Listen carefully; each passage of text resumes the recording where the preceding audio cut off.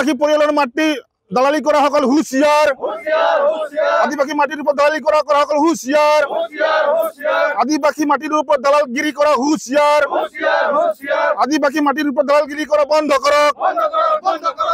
হয়, আজি আমি সদৌ অসম আদিবাসী ছাত্ৰ সন্থা আছা ওদালগুৰি জিলা সমিতিয়ে ৰৌতাৰ ভেলাপাৰাত আজি আমি উপস্থিত আছো আৰু ইয়াত এটা আদিবাসী পৰিয়ালৰ মাটি এটা সমস্যা হৈ আছিল আৰু এই মাটিডৰা যেহেতুকে দশৰথগড়ৰ আছিল আৰু এই মাটিডৰা এতিয়া পুতলিগড়ে গোটেইখিনি তেখেতৰ দখলত আছে আৰু এই মাটিডৰা এই আদিবাসী পৰিয়ালৰ এই মাটিখিনি আজি এছাম দুষ্ট চক্ৰই অসাধু চক্ৰই এটা দালাল চক্ৰই এই দালাল চক্ৰই সেই মাটিডৰা কিছুমান আমাৰ আদিবাসী পৰিয়ালৰে মানুহ কিছুমানক লৈ তেখেতসকলে জোৰ জুলুমভাৱে ইয়াত তেখেতসকল দখল কৰিবৰ কাৰণে আহিছে আৰু খুঁটা তেখেতসকলে পুতিছিলে।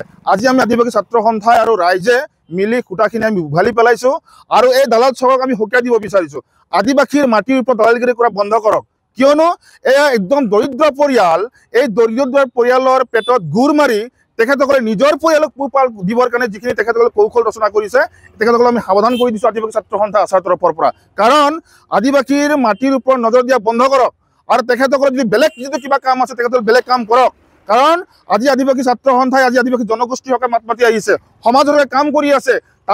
তাৰ ফলস্বৰূপে আজি ইয়াত ৰৌতাৰ এই বেঘাপাৰাত তেখেতসকলে ভেলাপাৰাত তেখেতসকলে জোৰ জুলুমভাৱে এই গৌড় পৰিয়ালৰ যিটো আদিবাসী পৰিয়াল এই পৰিয়ালক তেখেতে দা ধমকি দি কোনোবাই মাটি দখল কৰিব সেই আদিবাসী ছাত্ৰ সন্থাই কিন্তু কেতিয়াও সহ্য কৰিব নকৰে, এই কথাটো স্পষ্ট কৰি দিছোঁ।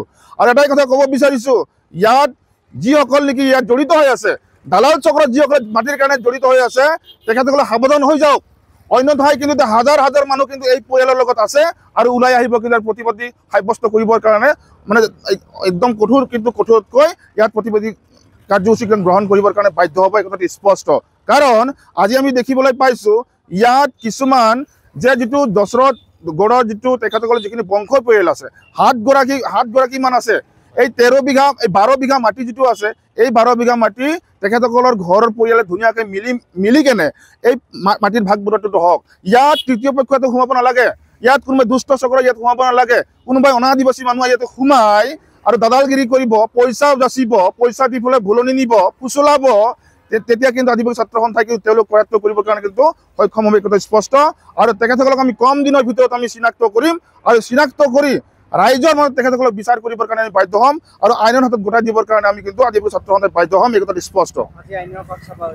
আজি আমি ৰৌতা থানাত আমি গৈছিলোঁ আৰু এই যিটো কথা আজি আমি অৱগত কৰি থৈ আহিছোঁ। তেখেতসকলে কৈছে যে আপোনালোকে গাঁৱত ধুনীয়াকৈ বিস্তৃত মিলাওক বুলি কৈছে, কিন্তু আমি কৈছোঁ তেখেতসকলক আজি আমি মাতিছিলোঁ ইয়াত আদিবাসী ছাত্ৰ সন্থাই গাঁৱৰ সমাজে আৰু এই দুষ্ট চক্ৰক আমি মাতিছিলোঁ, কিন্তু তেখেতসকলক কলিজা নাই আহিবৰ কাৰণে। কিন্তু তেখেতসকলে কেৱল মাত্ৰ আঁতৰে থাকি এনেকুৱা ধৰণৰ কাৰোবাৰ আদিবাসী মাটি পৰিয়াল দখল কৰিব সেই কথাটো সহ্য কৰিব নোৱাৰোঁ, তাই কিন্তু এই কথাটো স্পষ্ট কৰি দিছোঁ তেখেতসকলক। মোৰ মাটিখিনি মানে মোৰ মা দেউতাৰ মাটি হয়, গতিকে মা দেউতাৰ মাটিত মোৰ লগত কোনো আলোচনা নোহোৱাকৈ মোৰ বাইদেউ আৰু বাইদেউৰ ল'ৰাহঁতে লগ হৈ কিনে মানে মাটিখিনি তেওঁলোকে মোৰ পৰা দখল কৰে, খুটি পুতে আৰু হাল বাইছে জোৰ জবস্তিকৈ আৰু মোক মাৰাৰ ভাবুকি দিয়ে। তেওঁলোকে দালালৰ লগত যোগাযোগ হৈ কিনে মাটিখিনি কিনা বেচা কৰিছে বুলি গম পাইছোঁ। মোৰ গুৱাহাটীত থাকে তেওঁ বিমলা বৰ্মন গৌড় হয়।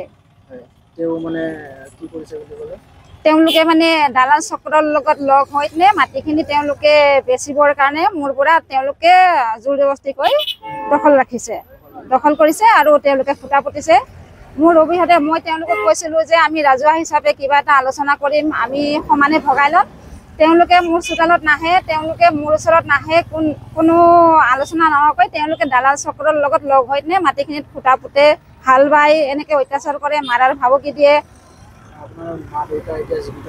মা দেউতা ঢুকোৱাৰ লগে লগে তেওঁলোকে এইবিলাক আৰম্ভ কৰিছে। ককাই ভাই মোৰ ককাই দুজন আছে, মালাৰাম গৌড় আৰু তন্দুৰাম গৌড়।